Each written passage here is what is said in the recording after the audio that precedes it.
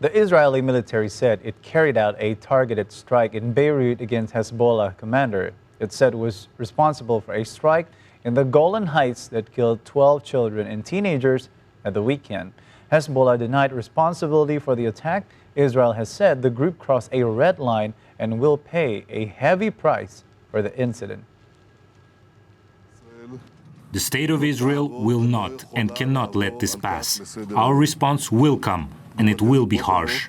So since October 7th, there has been a simmering war between Hezbollah in Lebanon and Israel. Not a week goes by where they're not sending unmanned vehicles, and Israeli citizens and soldiers have been killed, and Israel strikes back, killing Hezbollah gunmen as well. But over the past few weeks, things have gotten way out of control, as we know from the tragedy that happened in Majlis Shams. And right now, the American embassy in Lebanon has issued a declaration calling for all of its citizens to leave Lebanon. We recommend U.S. citizens develop a crisis plan of action and leave before a crisis begins. Should commercial air not be available, individuals already in Lebanon should be prepared to shelter in place for long periods of time. In addition to which, Lufthansa and Austrian Airlines have held up any flights to Israel or to Lebanon, given the rising tensions. This has been going on for a while, and the problem is that Hezbollah claims they don't want a full-scale war.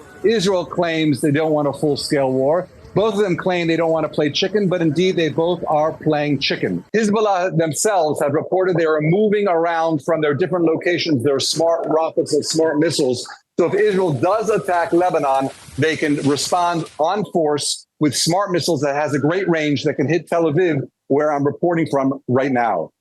Now, on the attack that happened on Saturday morning, where the Hezbollah missile killed 12 children, let's not forget the Golan Heights and Mount Hermon are adjacent to each other, and Majlis Shams is on Mount Hermon. So it seems most likely Hezbollah was trying to hit the military installation on Mount Hermon and missed and hit Majlis Shams, which is a Druze, Bani Maruf, as they call themselves, a Druze village, killing 12 children. Israel needs to respond for many different reasons. One, they just can't let this go without payback, so to speak.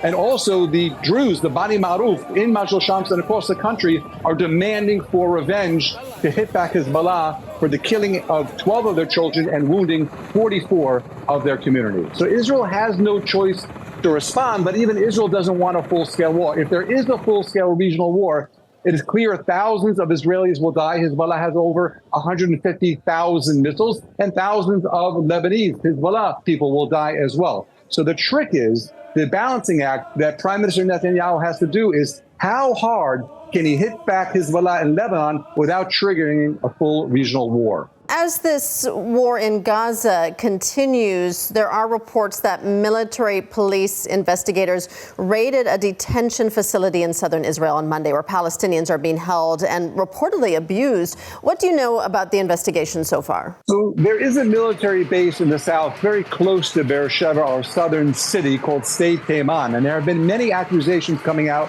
over the past few months from whistleblowers, Israeli soldiers that have served there, claiming that Israeli soldiers have been abusing Palestinians.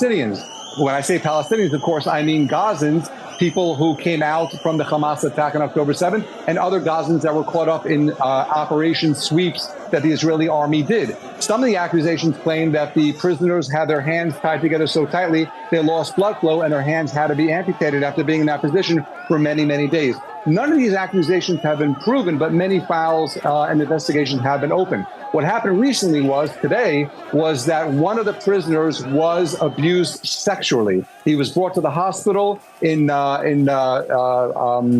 south, and the military police went in to not arrest, but detained for questioning 8 Israeli soldiers. Now, these soldiers are not ordinary soldiers from the ages of 18 to 21. They are military reserves, people who are traditionally older, more mature, more responsible. So it's quite surprising that they were reserve soldiers. And when they went in to detain them, a fight broke out, and they resisted being detained. And then a member of Knesset, Tzvi Sukkot, from the religious Zionist movement, he's a member of Knesset, broke into the military detention camp along with his followers and tried to fight with the military police, and they abused a couple of journalists. So this is really very bad. And I do know that the Prime Minister of Israel and the President of Israel and Gallant himself has condemned what they did to the military police. The military police have to do their job and investigate any claims of abuse.